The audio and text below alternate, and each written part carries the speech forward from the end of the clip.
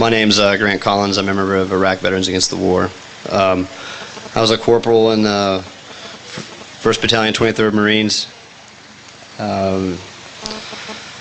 Was in Iraq from August of '04 to May of '05. A few months after I was there, I mean, a lot of things weren't sitting right with me. The command structure, the missions that we were getting didn't make any sense.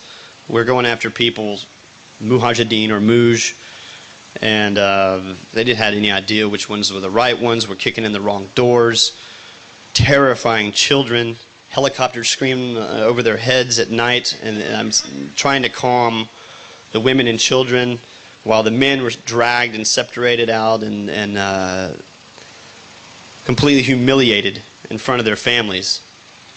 In that culture, it's a very big deal to be treated with respect in front of your family, just as it is in ours. But in this, I mean, it can mean a lot of shame. When I really came to the point where I knew that what we were doing was absolutely morally wrong was when, well, a few days, everybody knows, a few days after Bush was reelected, we are allegedly reelected.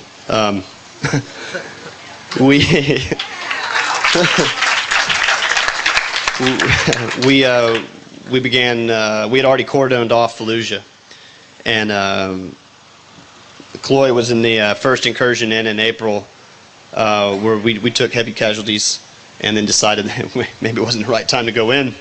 Maybe there's too many of them in there. So I was a part of the cordon where we cordoned it off, and then we made operations to move in, and 2 o'clock in the morning we went across the berm and instantly started taking casualties, but started lighting up this city like you wouldn't believe.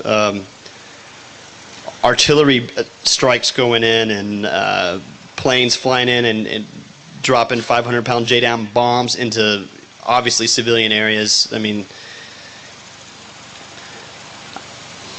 my platoon was tasked with moving down a certain sector from the north side of the city, and of course we had to take every building block that we went through, and we had already come up to like a four-story like apartment building, and we had encountered heavy resistance from there, and there was no way that we were going to be able to clear it with using people, so we called an airstrike on it, well, a helicopter strike with it, and after a couple of them, the building just completely collapsed in.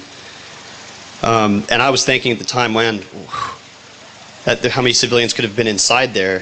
I mean, just like any kind of conflict, there's people that are hiding inside of places that are unable to come out of these buildings out of fear that they're going to be killed by the enemy or our enemy for leaving, or out of fear that they're going to get shot in the streets, because when they do, they come out and they do get shot in the streets trying to get away.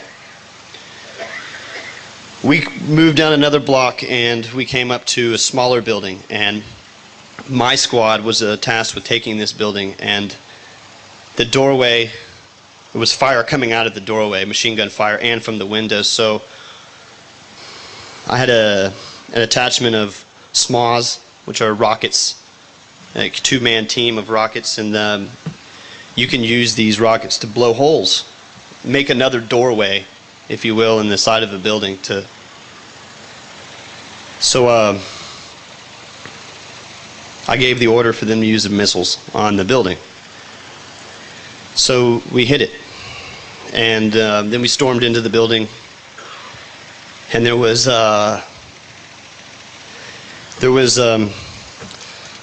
two 14, well, looked about a 14-year-old kid, a 6-year-old kid, and a young, maybe this could have been her husband, I couldn't tell because he was so messed up, and a woman that was bleeding, but not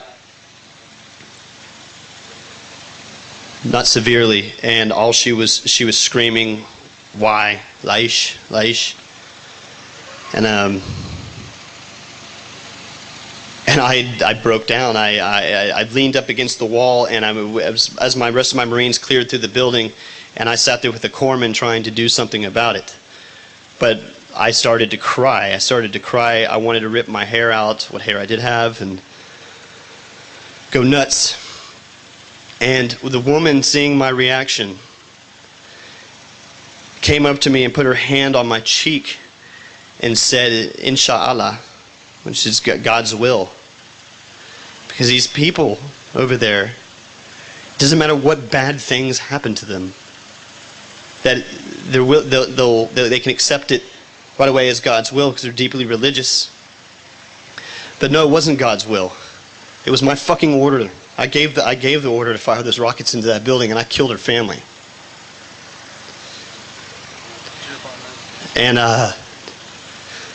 that's when I knew that I was put in a situation where I had to do that. I thought I had to do that to keep myself and my Marines alive, thinking that, well, man, that was the best thing I could do at the time. Well,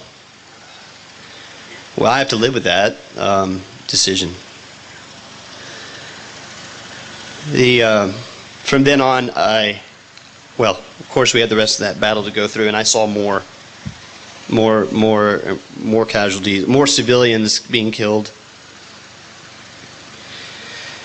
Well, I don't know. I've been here a couple times. I've had to go back. I went back to Grand Rapids, Michigan, to start school. But when Lauren told me that she wanted to come back, I had to come back. On the 26th of August, I lost another friend. He was on his third tour, and the thing is that it's making me really upset is now I'm starting to, their names are all blending together now. And she asked what his name was, and I gave her a name, a wrong first name and a wrong last name. And and then I had a dream after all this, and I saw him in my dream, and he, in his typical joking attitude, said that I was fresh out of friends. That I needed to make some new ones. He's joking around like he used to always say stupid shit like that. And anyway, it's my duty now. It is my duty to stand up and speak, and I will do this until this war is over.